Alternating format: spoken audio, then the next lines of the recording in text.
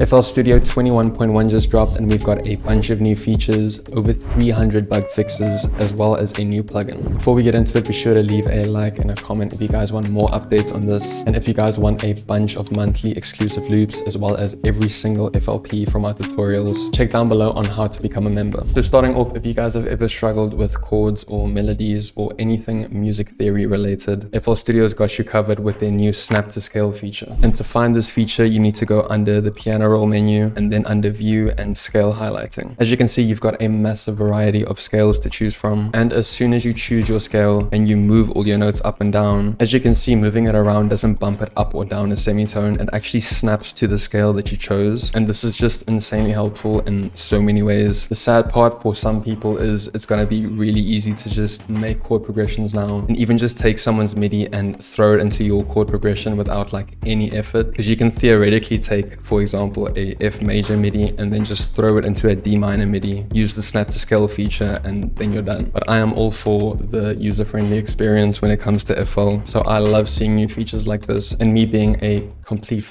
idiot when it comes to music theory, this helps out a lot. Just keep in mind this won't work on live recordings of MIDI notes, and you can easily enable and disable this feature by clicking this new icon at the top left. Next up is FL Studio's piano roll integration with Python scripting. Now, I am by no means a software engineer. I have no idea how Python works, but I know there's a bunch of pre-made scripts for you to use, and how I see these scripts are they're basically plugins that only work in the piano roll. So for example, stuff like your arpeggiator or your strummizer, I would consider to be the same in a sense. But as you can see, if you go back into your piano roll menu and you go under tools, you'll see these new scripts on the right side, and I'm actually quite eager to see what all this does and if it's actually different to the normal arpeggiator, or you know, just doing this shit manually. And I mean, playing around with it now, it kind of seems similar to the arpeggiator that you already have in your piano roll. There's a couple more features that you can play around with and you can get a bit more precise with, but this is only one of the scripts. You also have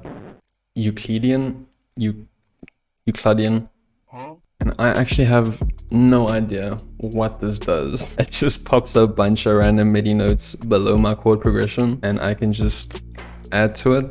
By the looks of it, pretty whack, but I think this is actually something that you use to lay down a chord progression or some ARP in a way, and it just seems like a random rhythm sequencer. Don't think I'll use it a lot. Next up, we have the humanize feature, which I think is really handy, because in the past the only way to actually do this is by randomizing the strumming, randomizing the velocity, maybe the panning. It was always like a 2-3 step process, but with this script it's kind of all bundled up into one thing. As you can see, you've got a bunch of parameters to play around with, and this will ultimately just make your chord progression sound more human. On top of that, if you know a software engineer, you can actually write your own scripts and bring it into FL. And in FL Studio's community forums, there's already a bunch of people dropping scripts down there. So I feel like this feature is really untapped and it's still got a long way to go, but I'm very excited for it. Moving on, we have another feature called colorful waveforms, and this is under the general settings, as you can see over here. And as you can see, as soon as you enable it, every single waveform in FL Studio will have a new color to it, and these colors represent frequencies.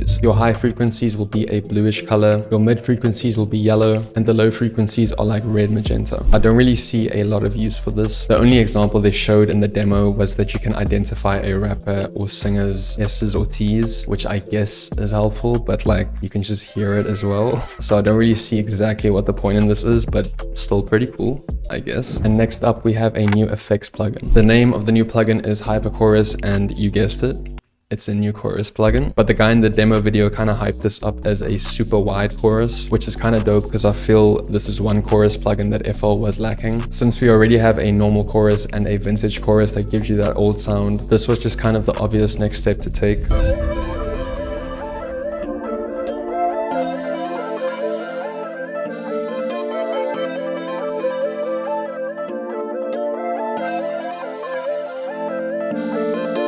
So as you can hear, it adds a lot to the loop, and there is a couple of presets as well to choose from that you can tweak around with. The next feature they added to Edison, and what they added was an AI declipper. So I'll just give it a test here by cranking up my volume.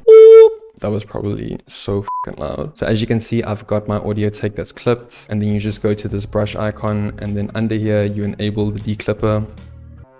apparently I need to download it beforehand. I was not aware. So now that I have it downloaded, I'll just enable the declipper and then just turn the threshold to whatever you want the clip to go down to. And as you can see, it does a pretty good job. I think it's very situational though, and you shouldn't just abuse it because you have a shitty mic. There's still going to be some weird artifacts and just strange frequencies coming through, but it's a really easy way to just fix a small clipping mistake. And then lastly, they had 300 bug fixes, which I did not even try to go over because I ain't doing that, but you guys are more than welcome to. I'm pretty sure they're all going to help us in some way. I have no idea what even half of these fixes are, but any bug fixes are a good thing, so I'm all for this. And that is everything covered for the new FL Studio 21.1 update. I hope you guys enjoyed. Leave a like and a comment if you guys did, and I'll see you guys in the next one.